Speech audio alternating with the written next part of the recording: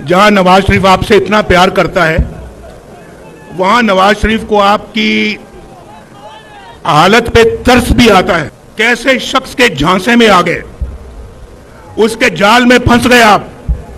अस्सलाम वालेकुम। गिलगित जलसे में जाना नवाज शरीफ को महंगा पड़ गया। वोट चोर और फॉर्म 47 के नारे गूंज उठे। गिलगित वालों ने नवाज शरीफ को जलसा ना करने दिया।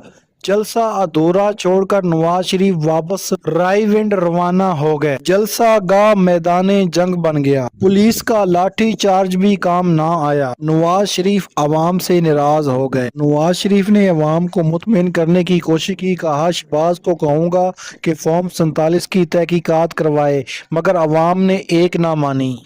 आइए नाजरीन, पहले ये ज़बरदस्त और सनसनीखेज वीडियो देखते हैं, फिर इस पर बात करेंगे। चैनल को सब्सक्राइब लाजमीन कर लें और बेल आइकन को भी प्रेस कर लें। आपकी मोहब्बत और प्यार का हमेशा शुक्रगुजार रहूं। जहां नवाज शरीफ आपसे इतना प्यार करता है, वहां नवाज शरीफ को आपकी हालत पे तरस भी आता है। यकीन मानो, मैं बड़े प्यार के साथ आपसे ये बात कर रहा हूं। मुझे बड़ा तरस आता है कि आप कैसे शख्स के झांसे में आ गए, उसके जाल में फंस गए आप, जिसने आपसे 1 करोड़ नौकरियों का वादा किया था, जिसने 50 लाख घरों का वादा किया था या नहीं किया था? बोलो। मैं रिकॉर्ड की बात कर रहा हूं, रिकॉर्ड की। यहां जलसे में हजारों लोग बैठे हुए हैं, वो पीछे तक दीवार के साथ भी मुझे नौजवान नजर आते हैं, और यहां भी नौजवान बैठे हुए हैं। बाहर रोड भरा हुआ है और जलसा पता नहीं अंदर है या जलसा बाहर है, या जलसा पर वो सामने बिल्डिंग के ऊपर है।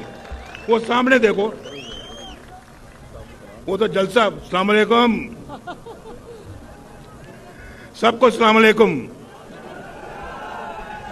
ये नवाज शरीफ है, ये कोई और वजीर आजम नहीं है। नवाज शरीफ हमेशा अपने अवाम के साथ बड़ी प्यार के साथ सलाम अलैकुम करता है।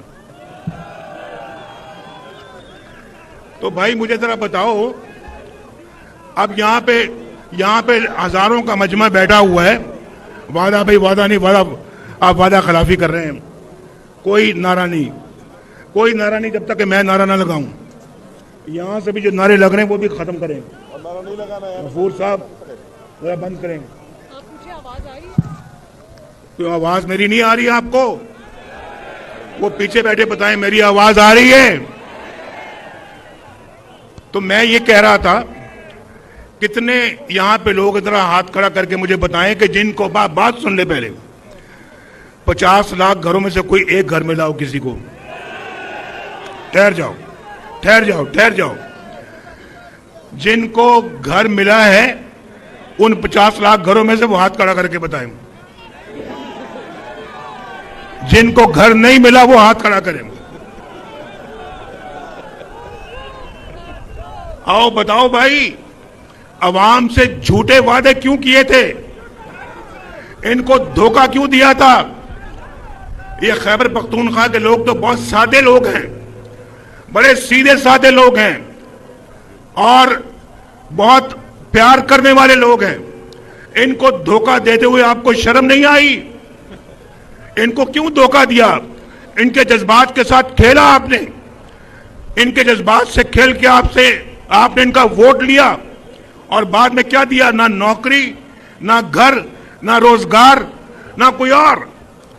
आपने तो पाकिस्तान के अंदर यहां पे कहा था कि मैं 1 बिलियन ट्री की आपने वादा किया था। यहां खैबर पख्तूनख्वा में किया था या नहीं किया था? बोलो। मैं पूरा रास्ता देखता आया हूं कि वो 1 बिलियन ट्री किधर है। मुझे तो कहीं वो 1 बिलियन ट्री नजर नहीं आया।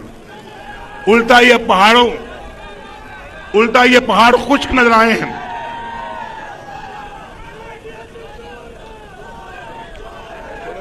मुझे जरा बताएं, एक मिनट तक सुन ले भाई। खैबर पख्तूनख्वा के लोगों, ये जो बंदा जो है ना, ये यहां से एक्सपोर्ट हुआ है पंजाब में। यहां से ये बंदा गया है कराची में, यहां से ये बंदा गया है बाकी सूबों में। यहां से ये बंदा इस्लामाबाद में गया है।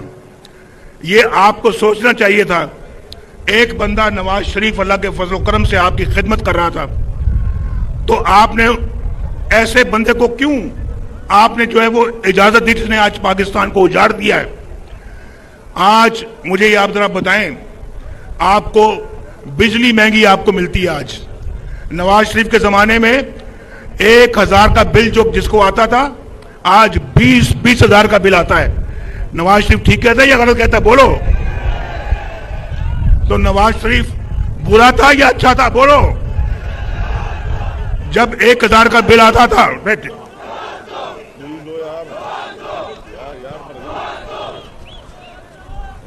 पहले नवाज शरीफ को आपने निकलने दिया, आप कहते हो नवाज दो। ये तो भाई आपको पहले पिछली बातों का हिसाब देना पड़ेगा। और देखो, आज मेरे जमाने में 10-10 रुपए किलो सब्जी बिकती थी, 10-10 रुपए किलो। आज 100-100, 200-200, 500 रुपए किलो बिकती है। ये सच बोलता हूं या झूठ बोलता हूं? बोलो।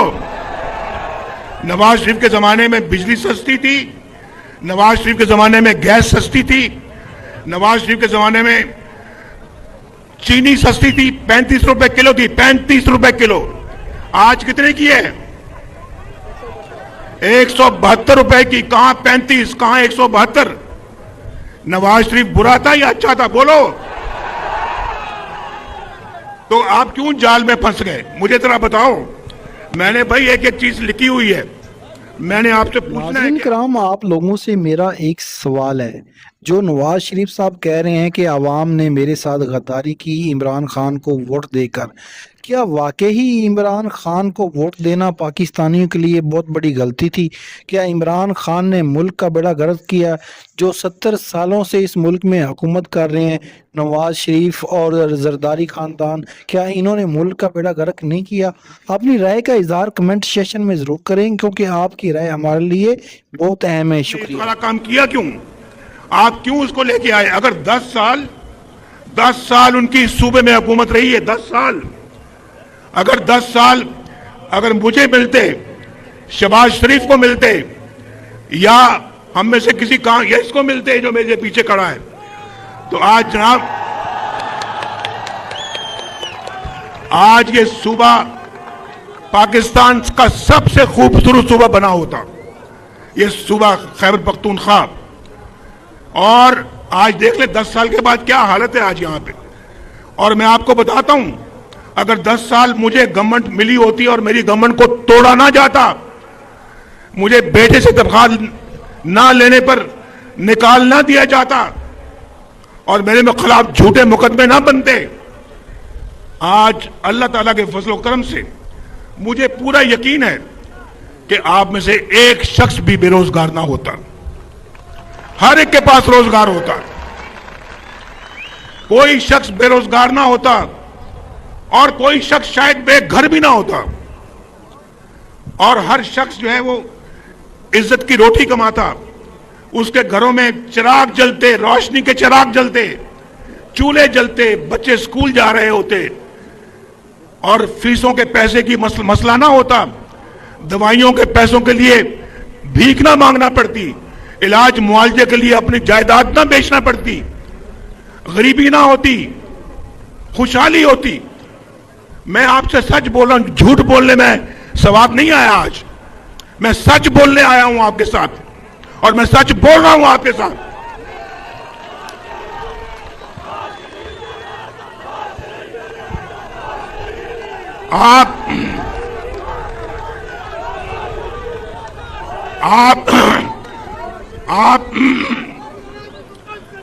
आप एक बंदे की, आप एक जाल में फंसे आप, और नया पाकिस्तान तलाश करते करते तब्दीली की तलाश में आपने पुराना पाकिस्तान भी तबाह बर्बाद कर दिया।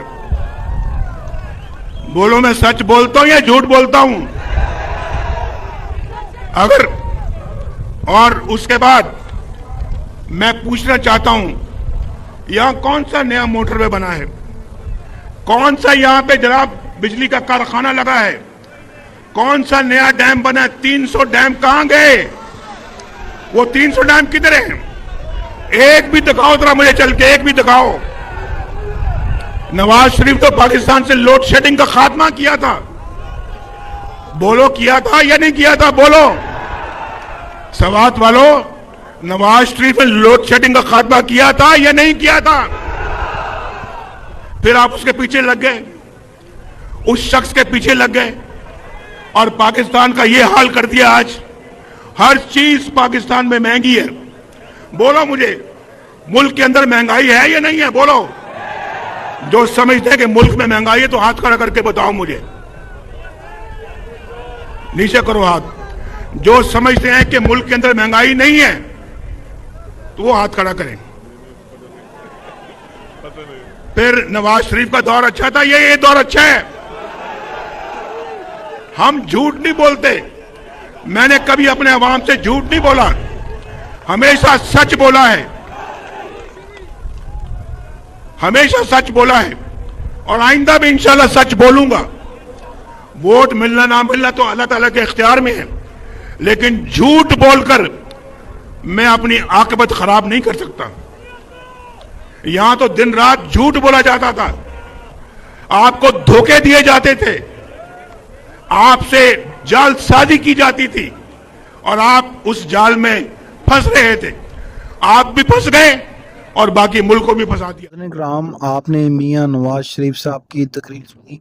मियां नवाज शरीफ साहब का कहना था कि हमें क्यों निकाला गया, मैं अवाम से नाराज़ हूँ क्योंकि मैंने मोटरवे बनाई, मैंने पाकिस्तान में तरक्की याफ्ता काम करवाए और अवाम ने एक फितना को वोट दिया, उस बंदे को वोट दिया जिसका कोई सियासत में नामो निशान नहीं था। अवाम ने मेरे साथ गद्दारी की और जब अवाम ने मुझे कहा कि तुम निकलो, जब मैं निकला तो पीछे मुड़कर देखा तो कोई भी नहीं था। और उनका ये भी कहना था कि ये जनरल बाजवा ने मुल्क के साथ ज्यादती की, हमारी हुकूमत गिरा कर, क्योंकि हमारी हुकूमत में तरक्की और खुशहाली थी, हमारी हुकूमत जो है वो बड़ी बेहतरीन काम कर रही थी। हमने IMF को खैरबाद कह दिया था, मगर हमारी हुकूमत गिरा कर इन लोगों ने हमारे साथ जुल्म किया और आज वो भुगत रहे हैं। नवाज शरीफ का ये भी कहना था कि अगर गिलगित बलूचिस्तान में हमें दोबारा अवाम ने वोट दिया तो हम गिलगित बलूचिस्तान में ऐसा तरक्की याफ्ता काम करवाएंगे कि जो इस गिलगित की यानी कि तारीख जो है वो बदल देगा। तो दोस्तों, आपको एक चीज़ मैं बताता चलूँ कि नवाज शरीफ को ये भी बताना चाहिए था अवाम को कि हमने जो हुकूमत ली है ये भी मांगे तांगे दिल की ली है। नवाज शरीफ साहब को ये भी बताना चाहिए था कि मैं लाहौर की सीट यास्मीन राशिद से हार चुका था और मेरी इज्जत बचाई इस निज़ाम ने, इससे आसिम मुनीर साहब ने। अगर आसिम मुनीर साहब इनको ये सीट ना देते तो ये कैसे जीतते। दूसरे नंबर पे नाजरीन, आपको पता है कि अगर इमरान खान जनरल बाजवा की झोली में बैठ के आया था तो आज नवाज शरीफ भी तो जनरल आसिम मुनीर साहब की झोली में बैठ के आए। जो कंधों में आते हैं वही कंधों पे ही जाते हैं। फिर गिला किस चीज़ का? जब ये लोग अपोजिशन में होते हैं तो अपनी गंदी सियासत के लिए यानी कि फ़ौज को इस्तेमाल करते हैं। फ़ौज पाकिस्तान का बेहतरीन इदारा है और पाकिस्तान को इस पर फ़ख्र है। फ़ौजी जो है अपनी जान का नजराना देते हैं पाकिस्तान की सरहदों की हिफाजत करने के लिए, मगर हमारे सियासतदान अपने पैरों पर खुद ही कुल्हाड़ी मारते हैं। बाद में ये इल्ज़ामात जो हैं वो फ़ौज पर और अदलिया पर लगाते हैं। इन्होंने जो 26वीं आईनी तरमीम पर पास करवाई और जो 27वीं आईनी तरमीम पास करवाई, इसमें अवाम के लिए क्या है? आपसे सवाल पूछता हूँ कि इसमें अवाम के लिए इन्होंने क्या है? सिर्फ ताकतवर इदारों को और ताकतवर किया और सदर को एहतसाब से बचाया और आर्मी चीफ को एहतसाब से बचाया और इस यानी कि इस चीज़ में यानी कि तरमीम में कुछ भी नहीं था। हाँ, अदालत का इन्होंने जो मुंह बंद कर दिया, रास्ता बंद कर दिया कि अदालतें जो पहले वज़ीर आज़म के खिलाफ फैसला देती थी, हाँ अदालतों की भी गलती थी, मगर ये तमाम एक ताड़ी एक हाथ से नहीं बजती, तमाम इदारे मिलकर गलतियां करते हैं। आप चाहिए कि पाकिस्तान को आगे लेके जाने के लिए सियासी इस्तेकाम मुल्क में होना बहुत ज़रूरी है। नाज़रीन, अगर आपको ये वीडियो अच्छी लगी तो वीडियो को लाइक कर दें, चैनल को सब्सक्राइब कर लें और बेल आइकन को प्रेस करें। आपकी मोहब्बत और प्यार का शुक्रगुजार हूँ।